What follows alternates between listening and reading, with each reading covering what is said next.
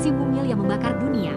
Di dapur manapun di Indonesia, keberadaan cabai seolah menjadi syarat wajib bagi cita rasa. Ukurannya kecil, warnanya mencolok, merah, hijau, kadang oranye, tapi dampaknya besar. Cabai bukan hanya sekadar bumbu, melainkan elemen penting yang mampu mengubah sebuah hidangan menjadi ledakan rasa. Kehadiran pedas dari cabai kerap dianggap tak bisa ditawar, seolah menjadi identitas rasa yang melekat dalam setiap sendok makanan. Namun, di balik sensasi terbakar yang membuat lidah kepanasan, dahi berkeringat, dan mata berlinang, cabai menyimpan banyak cerita unik. Ia bukan hanya soal rasa, tapi juga ilmu pengetahuan, sejarah, budaya, dan ekonomi. Buah yang disangka sayur. Sebagian besar orang mengira cabai adalah sayuran. Ia memang sering ditemukan di antara wortel, tomat, atau bawang dalam masakan. Tapi secara ilmiah, cabai tergolong buah. Alasannya cukup jelas. Cabai tumbuh dari bunga dan mengandung biji, dua syarat dasar klasifikasi buah menurut botani. Namun karena fungsinya lebih dekat dengan bahan masakan asin daripada manis, masyarakat awam lebih nyaman menyebutnya sayur. Ini adalah contoh kecil bagaimana persepsi sehari-hari bisa berbeda dari sudut pandang ilmiah. Rasa pedas yang sebenarnya bukan rasa.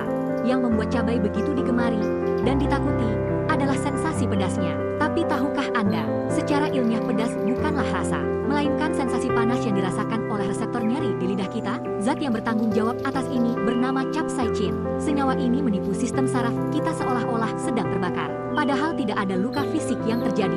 Tubuh pun bereaksi seolah-olah sedang menghadapi ancaman. Detak jantung meningkat, keringat mengucur, dan endorfin, zat kimia pemicu rasa senang, dilepaskan untuk menenangkan tubuh. Tak heran banyak orang justru ketagihan makan pedas. Bagi sebagian orang, makan cabai bisa memberi sensasi euforia. Perjalanan cabai menaklukkan dunia. Asal-usul cabai bukan dari Asia, melainkan dari Amerika Tengah dan Selatan. Tanaman ini telah dibudidayakan oleh masyarakat asli seperti suku Aztec dan Maya sejak ribuan tahun lalu. Ketika bangsa Eropa seperti Spanyol dan Portugis datang ke dunia baru pada abad ke-15, mereka membawa pulang tanaman ini ke Eropa. Dari sana, cabai menyebar ke Afrika, India, Asia Tenggara, dan akhirnya Indonesia. Kini, cabai telah menjadi bagian tak terpisahkan dari kuliner berbagai negara, dari sambal di Indonesia, kimchi di Korea, hingga kari di India. Di tangan petani dan koki, di Indonesia, cabai adalah komoditas penting. Ribuan petani menggantungkan hidupnya dari hasil panen cabai. Harga cabai yang fluktuatif bahkan sering menjadi perhatian nasional dan dijadikan indikator kestabilan harga pangan. Dalam skala rumah tangga, cabai bisa jadi sumber ketegangan saat harganya melonjak drastis. Di dapur, cabai adalah alat siasat rasa. Koki menggunakan cabai untuk menyeimbangkan rasa asin, manis, dan asam. Ia bisa menjadi bintang utama dalam sambal, atau hanya sekadar aksen rasa dalam masakan berkuah. Setiap daerah di Indonesia memiliki jenis sambal andalan. Dari sambal matah Bali, sambal dabu-dabu Manado, hingga sambal bajak Jawa. Cabai dalam budaya dan simbolisme. Cabai bukan hanya soal rasa. Dalam beberapa budaya, cabai juga menjadi simbol kekuatan, gairah, bahkan keberanian. Di India dan beberapa wilayah Asia lainnya, cabai digantung di depan rumah atau toko bersama dengan jeruk nipis untuk menangkal mata jahat atau energi buruk.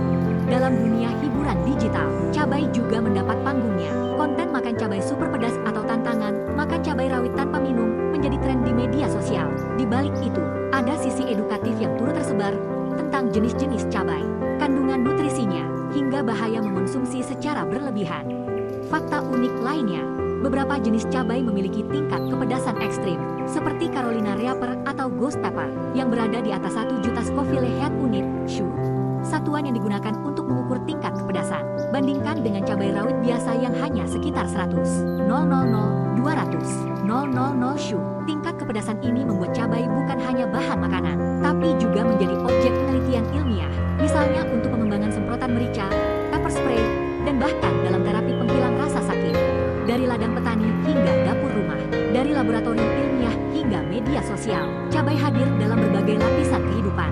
Ia bukan sekadar bahan masakan, tapi juga bagian dari budaya, identitas, dan ilmu pengetahuan. Si mungil yang membakar lidah ini ternyata memiliki pengaruh besar, bukan hanya di piring makan, tapi juga dalam cara kita memaknai rasa dan pengalaman.